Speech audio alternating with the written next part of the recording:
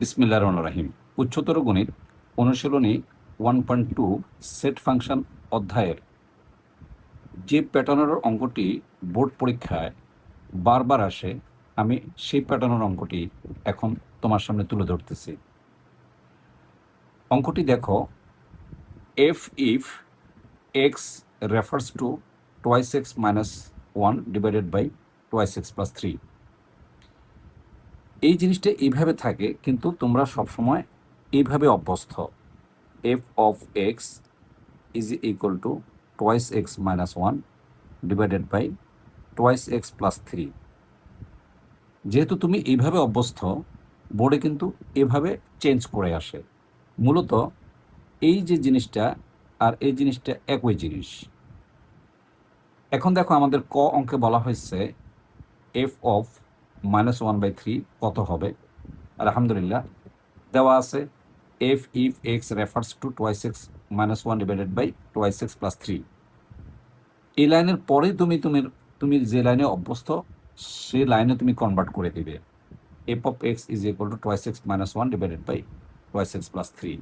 এখন এক্সের পরিবর্তে তুমি -1/3 বসাবে। তার মানে এখানে যেখানে এক্স পাবে সেখানে -1/3 বসাবে। যেমন 2 এক্সের জায়গায় -1/3 -1 -1। এবার নিচে কি আছে, 2 এক্সের জায়গায় -1/3 প্লাস 3। মনে রাখবে, এই ব্র্যাকেটটা দিতে ভুল করলে তোমার নাম্বার কাটা যাবে। তারপর নর্মাল যোগ বিয়োগ, একইভাবে এখানেও নর্মাল যোগ বিয়োগ প্যাটার্ন, এবং একেবারে ইজি ব্যাপার, ফলাফল আসবে -5/7। এবার হলো খ নম্বর অঙ্কটা, অর্থাৎ যে প্যাটার্ন বা যে নিয়মের অঙ্কটা।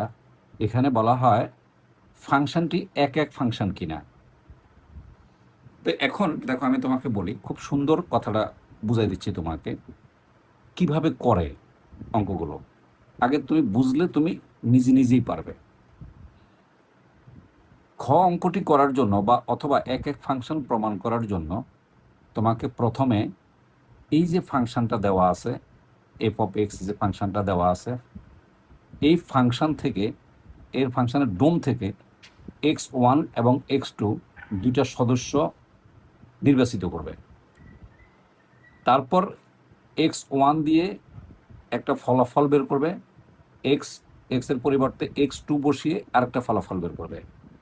এই দুইটা ফলাফল সমান করা হলে, যদি আমার ধরে নেওয়া x1 এবং x2 সমান হয়, তাহলে এক ফাংশন হবে, সমান না হলে এক ফাংশন হবে না।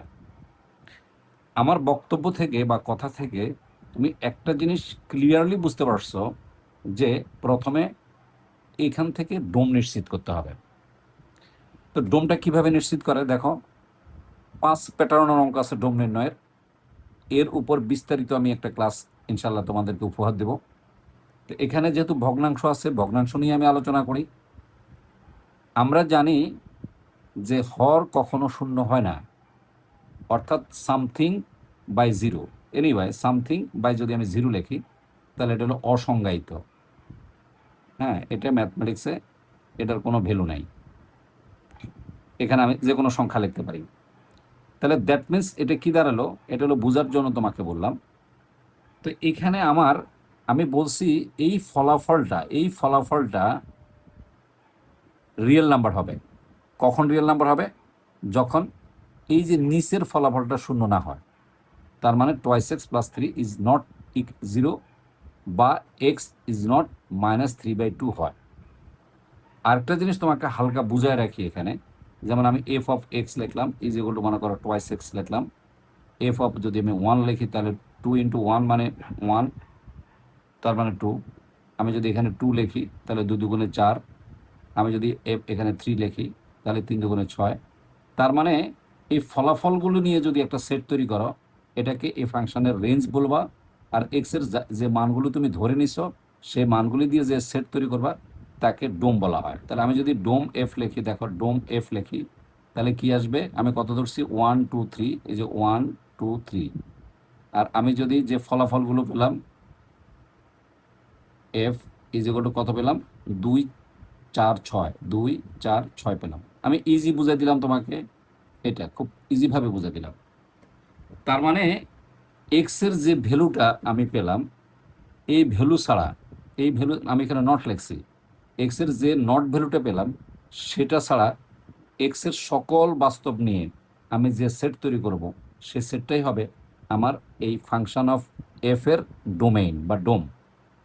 তাহলে দেখো আমি কীভাবে লিখছি, সুতরাং dom of F is equal to all real number, কিন্তু সকল রিয়েল নাম্বার থেকে শুধু এই রিয়েল নাম্বারটা বাদ যাবে, তাই একটা সংখ্যা তো বাদ দেওয়া যায় না একটা সেট থেকে, তাই এই সংখ্যাটাকে সেটে রূপান্তরিত করে বিয়োগ করতে হবে।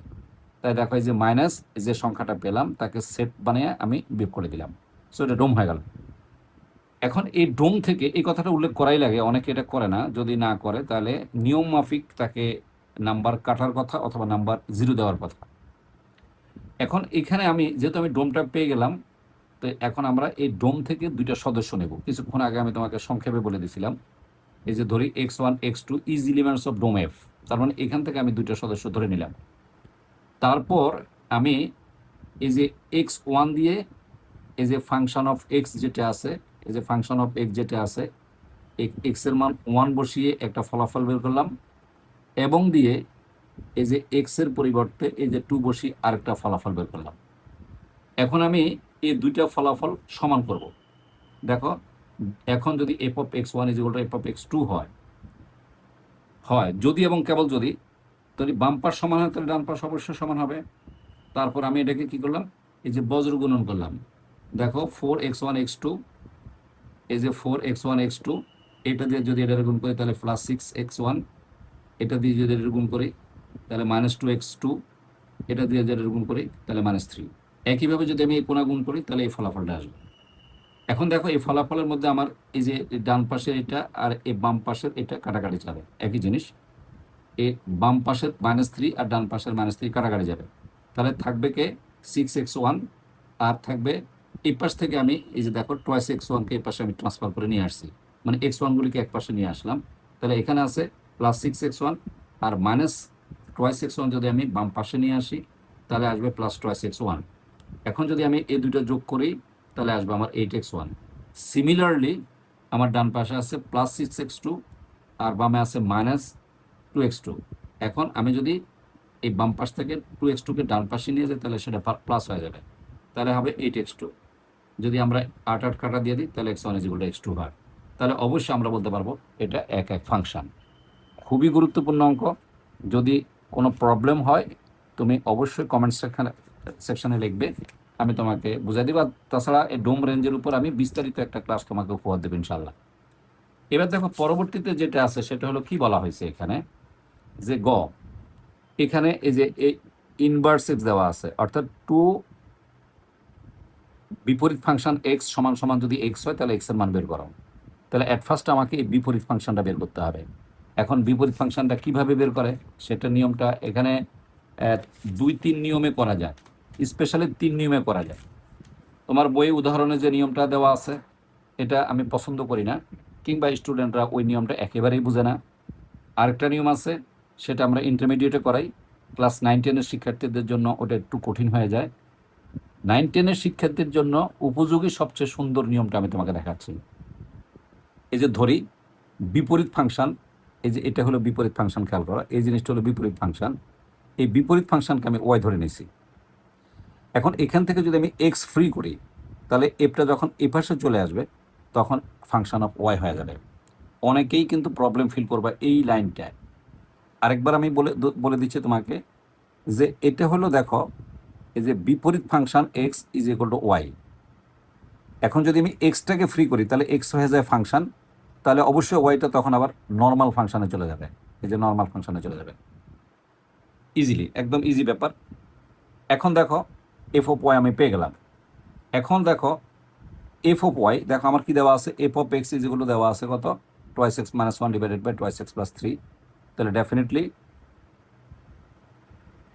আমরা এখন যদি এখানে ওয়াই লিখি তাহলে এই যে এক্সের পরিবর্তে ওয়াই হবে, মাইনাস এই যে 1-এর জায়গায় 1 আছে, আর এখানে এক্সের পরিবর্তে ওয়াই হবে, প্লাস এই যে 3-এর জায়গায় 3 হবে। তারপর আমি কি করলাম, বজ্র গুণন করলাম, এই যে 2xy + 3x = 2y - 1। যেহেতু আমার উত্তর হলো ওয়াই, তাহলে আমার এখান থেকে যে যে রাশির মধ্যে ওয়াই আছে তাকে তুমি বাম পাশে নিয়ে আসবে। তাহলে দেখো এখানে ওয়াই আছে, ডেফিনেটলি এখানে ওয়াই আছে, তাহলে আর এখানে কিন্তু ওয়াই নাই। তাহলে যে যে দুইটার মধ্যে ওয়াই আছে তাকে বামে নিয়ে আসো। তাহলে একটা বামে আসেই, ডানে টোয়াইস ওয়াইকে তুমি বামে নিয়ে আসবা, যেহেতু আমাকে ওয়াইয়ের মান বের করতে হবে। তাহলে এই যে -1, এই যে -1, আর এই বাম পাশ থেকে 3x ডানে চলে গেলে -3x। তাহলে কি হলো, এখান থেকে যদি আমি ওয়াই কমন নিই তাহলে 2x - 2 = -3x - 1। তাহলে ওয়াই আমরা কি লিখতে পারবো, এটা ভাগ হয়ে যাবে, তার মানে -3 - 1 / 2x - 2। এটা আমি পেয়ে গেলাম। এখন তুমি মাইনাস এখানে 2 কমন নিতেও পারো, না নিলেও কোনো সমস্যা নাই, এগুলি কোনো ব্যাপার না, এখানে অ্যান্সার হয়ে যাবে। যদি তোমার কখনো পরীক্ষায় বলে বিপরীত ফাংশন নির্ণয় করো, তখন এখানে এই পর্যন্তই রেজাল্ট হয়ে যাবে। কিন্তু এখানে আমাদের আরেকটা কথা বলা হয়েছে প্রশ্নে। সেখানে কি বলা হয়েছে প্রশ্নে, দেখো দেওয়া আছে 2 বিপরীত ফাংশন x = x। তার মানে আমরা কি লিখবো এখন, প্রশ্নে যেভাবে বলছে সেই আলোকে আমরা সামনের দিকে যাব।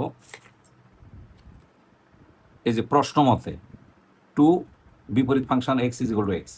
তো দেখো বিপরীত ফাংশনের মানটা আমি পেয়ে গেলাম, এই মানটা আমি এখানে বসালাম, আর x এর জায়গায় s রইলো, অর্থাৎ এই মানটা এই এই পুরো এই জায়গাটার পরিবর্তে আমি এই মানটা এখানে বসাইলাম, এই যে মানটা এখানে সেট করলাম। এখন দেখো 2 আর 2 কাটাকাটি চলে যায়, তাহলে একটা ফ্রি রাশি চলে আসে। যদি ফ্রি রাশি চলে আসে তাহলে আমরা যদি এই কোণা গুণ করি, তাহলে এটা গুণ করলে আসে x², এই যে -x = -3x, এই যে -1।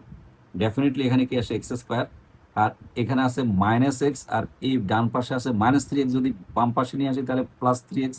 তাহলে -x থেকে যদি +3x চলে যায় তাহলে থাকে +2x, আর এই -1টা যদি ডান পাশ থেকে বামে আসে তাহলে আসে +1 0।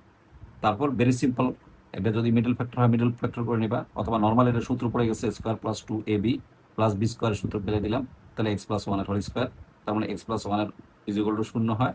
তারপর আমি বর্গমূল করার সাথে সাথে x = 1 হয়ে যায়। সো ডেফিনেটলি আমার রেজাল্ট হয়ে গেল। এই যে নিয়মটা আছে, এখন এরকম একাধিক অঙ্ক থাকতে পারে। যদি তোমাকে কখনো আমি বলি কিছু হালকা কিছু হিন্টস দিচ্ছি, এই যে হিন্টস, খেয়াল করো, হিন্টস হলে এরকম যে তোমাকে যদি বলা হয় ইনভার্স এই যে 3 বের করো, খুবই ইজি ব্যাপার, তুমি প্রথমেই এটা বের করে নিবে, এই যে জিনিসটা বের করে নিবে, বের করে নিয়ে পরে শুধু একটা লাইন বাড়বে, এই এক্স এর জায়গায় কি বসাই দিবে, 3 বসাই দিবা, বসা দিলে একটা ফলাফল চলে আসবে। আবার কখনো এরকম আসতে পারে, বলবো যে ফাংশন শুধু এফ নির্ণয় করো, তার মানে যদি কিছু দেওয়া না থাকে তাহলে মনে করবা এখানে এক্স আছে, কারণ আমরা এটাকে এইভাবেও লিখি, কিছু না থাকা মানে এক্স ধরে নেওয়া হয়। এটা ফাংশনের প্রথা বা রীতি বা নিয়ম, যেটাকে আমরা কাস্টম বলে থাকি। ডেফিনেটলি আমি চেষ্টা করছি, তুমি কতটুকু বুঝছো আমাকে জানাবা। আমার দৃঢ় বিশ্বাস যে এই প্যাটার্নের অঙ্ক তোমার টেস্ট পরীক্ষায়, প্রি টেস্ট পরীক্ষায়, বোর্ড পরীক্ষায় অন্তত 2027 সালে থাকার সম্ভাবনা সবচেয়ে বেশি। অনেক ধন্যবাদ, কেমন লাগলো জানাবেন।